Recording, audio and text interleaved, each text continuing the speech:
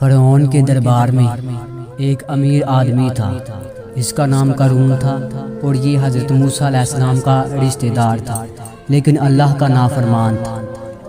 اسے فرعون نے اپنا وزیر بنایا ہوا تھا۔ وہ بنی اسرائیل کے لوگوں سے بہت زیادہ سود زبردستی لیتا اور انہیں غلام بنا لیتا۔ وہ محلے میں چلتا پھرتا دولت کو گن گن کر خوش ہوتا رہتا۔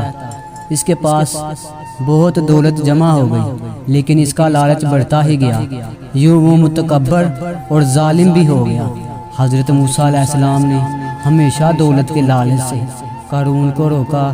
وہ کہتے کہ ظلم سے فساد پیدا ہوتا ہے، اللہ تعالیٰ ایسے شخص کو معاف نہیں کرتے، لیکن قارون ایش کی زندگی گزارتا، جبکہ بنی اسرائیل کے اکثر لوگ اس کی وجہ سے غریب ہو کر غلام بن گئے۔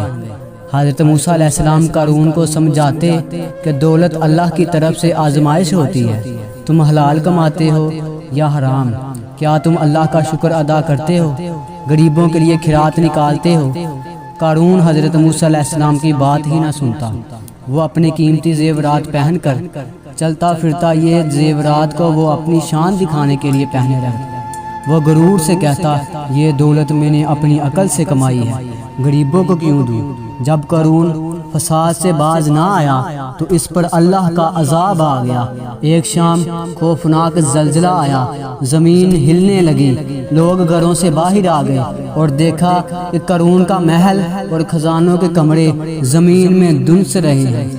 قارون کی اتنی دولت اسے اللہ کے عذاب سے نہیں بچا سکی۔ لوگوں کی آنکھیں کھل گئیں اور انہوں نے اللہ کی نعمتوں کا شکر ادا کیا۔